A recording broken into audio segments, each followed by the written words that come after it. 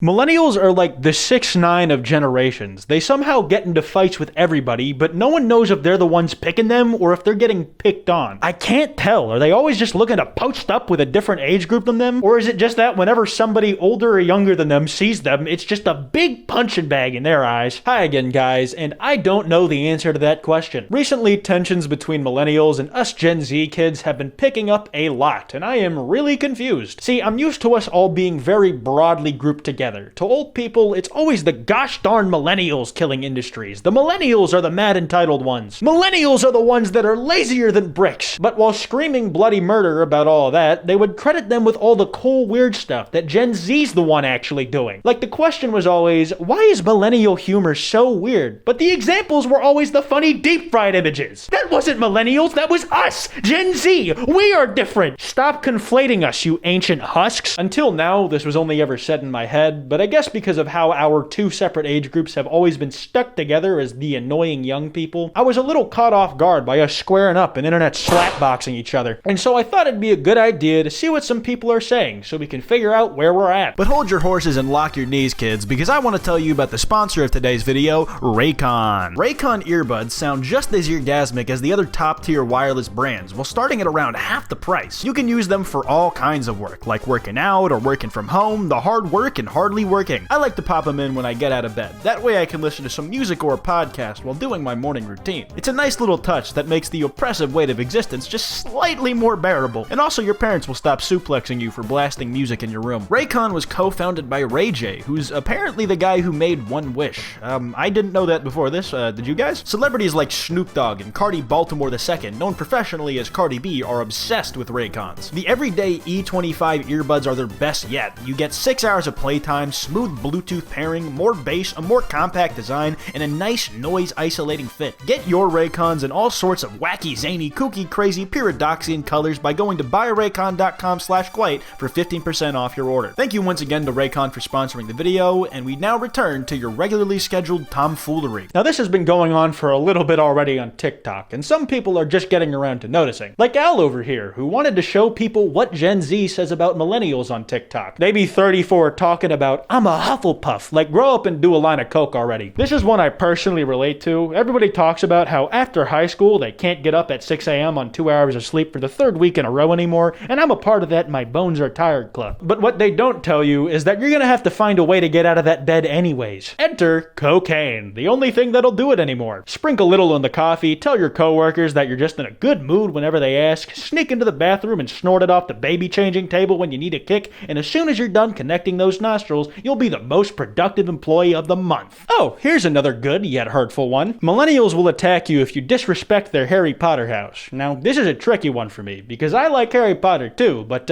not like that. I took the house quiz because I was bored once. I think I got like Ravenclaw or something, but the thing is, I didn't care enough to remember my house until after the 4th time I was told to take the quiz. Some millennials out here ride or die their Hogwarts house like they're gang affiliated. What, you gonna drive by me on your collectible Harry Potter broomstick? Spray me down with your $50 Universal Studios wand? Expelliarmus! Shut the fuck up, bro. Tired of boomers bunching Gen Z and millennials together, because I personally don't want to be associated with people who still think that Harry Potter movies are a personality trait. That's the TikTok that all these comments are from, and I get it, you can like Harry Potter and make references, but there's more to life than the movies you mindlessly watched in the 90s.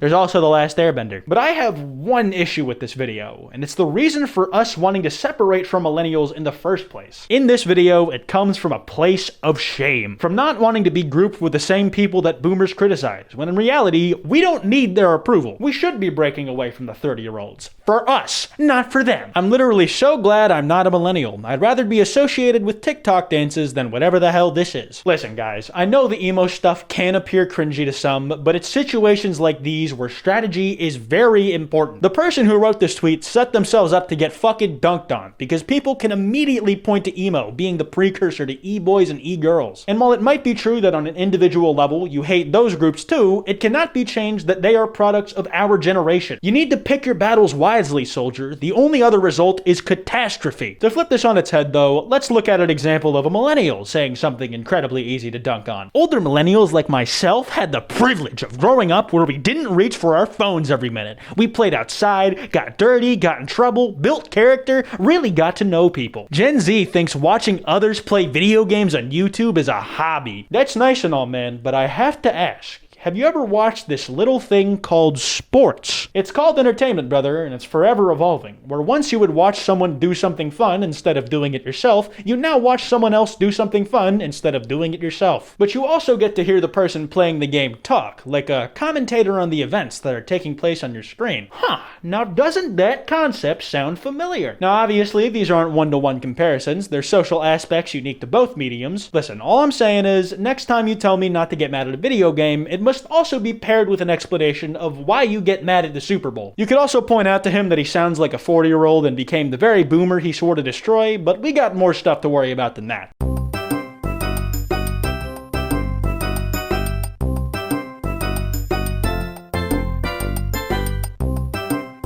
I love how for Gen Z, millennial is just shorthand for the stereotype of a 30-year-old white woman. This TikTok has a quirk to it that displays a side of millennials that none of these other ones have so far, and it's the way they use emojis in their text. Because the way millennials use them is so specific, I can't exactly describe, but God, do I just know it when I see it. Millennials know what emojis are. They're young enough for that at least, but how they use them is so starkly different from Gen Z. They put so many of them in their bios, which is basically what this TikTok was imitating. I'm a plant mom, 3 different leaf emojis. I didn't know there were 3 leaf emojis. Why are there 3? It's not because you need that many, because you don't, least of all in this scenario. I mean, 1 leaf emoji is already too much, and now you have enough to fill up a dump truck.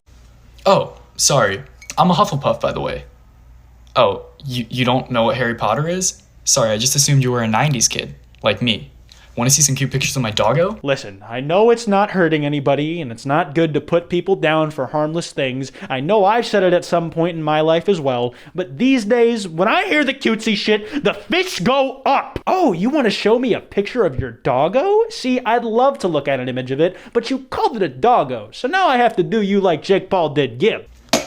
Oh, I dropped my phone. Sorry, I'm so derpy without my coffee. Yo! That's like what the sign in the background says. Gnarly, dude. Truthfully, I don't know where the don't talk to me until I have my coffee stereotype comes from, but it does seem to hold true. A lot of times when I see a millennial in the wild, they'll have a Starbucks cup in their hand. Nothing wrong with that, I just found it to be an interesting observation. But like, do you know how some people make merch for a meme after it's already blown up to try and profit off the trend? Well, what if this is like the one case of the reverse being true? Where all the shirts got made first, the entirety of middle-class America bought them, and now it's a saying. Think about it. We all need coffee, because adulting is so hard. You know, I did learn the word adulting from Tumblr, huh? Maybe that website really is from hell. What's on my cup? It's Daisy Duck. I love Disney. I don't know if you've heard of it. Us 90s kids, we know Disney. We know Disney. Merp. Okay, well, it was nice talking to you. Bye. The random merp really sold me on this one. This guy's performance as a millennial has been so convincing that I'm not really sure he isn't a millennial himself. I mean, he does own a coffee mug. Kinda suspicious if you ask me. Even if it was just used as a prop in the video, he got it for something. To drink some kind of liquid out of, if you know what I mean.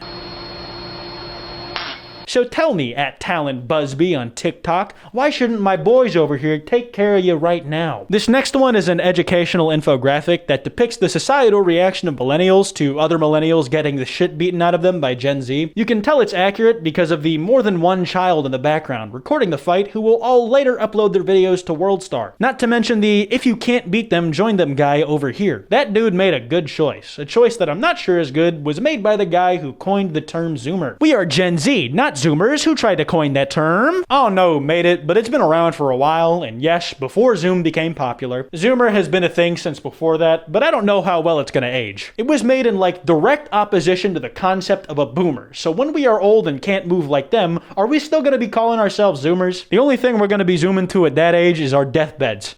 Look at my Tinder. Get it? No, I'm extra like guac. God, I love Chipotle. Scroll through the pictures. There's a silly one. You'll like it.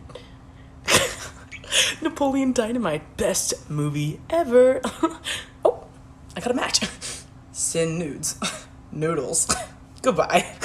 Okay, so, the main difference between a Gen Z like me and whatever 50 Shades of Grey millennial is meant to be in this TikTok is that they're okay with somebody scrolling through their camera roll. Stop right there. You violated the law. That is an instant no-no for me. You get to look at this one image. That is all you've got permission for. The rest is my personal sanctuary, which you are not to lay eyes on. I have, like, porn and stuff in there, man. I know you don't want to see any of that as much as I don't want you to, so stop swiping. Neither of us is getting any closer to what we want when you go and do all this shit. Now, I've been addressing my Gen Z constituents in this video for the most part, and maybe there's some millennials who watch me who are wondering how they can avoid being cooked alive by Zoomers out there. The truth is, you can't. You kinda just gotta keep your head down and keep it moving. But here are a couple of loose tips, if you will, on how to avoid the stigma of millennial association. Step 1, learn from the masters. TMG. If they don't know already, I'm willing to bet that a lot of people who watch them won't believe you if you tell them that Noel Miller is 30, and that Cody Ko is also about to be 30. They're just too cool to be that age. To put it in perspective, here is a list of words and phrases I've never heard TMG say. Doggo, adulting, derp, or merp. Now, they may have said one or all of these words, but they're cool enough that I either didn't remember or it doesn't matter. But now that I've addressed all sides of this issue in a completely unfair and biased manner, I think I've found my understanding on why millennials are getting picked on from all sides. It's just fun. And because of that, I'm going to be wrapping this video up here. If you guys enjoyed, be sure to drop a like, and if you're new, subscribe with notifications on. While researching this video, I found a lot of new ways to emotionally unsettle you if you don't, so I would get to it. You guys know the drill. This video was all in good fun, so please don't go out attacking anybody in today's video. It's just not helpful in the slightest when you do. Anyways, you can follow me on Twitter at Kwite, on Instagram at Kwite.png, and on TikTok at KwiteTikTok. Anyways, this has been Kwite, and I will see you guys next time.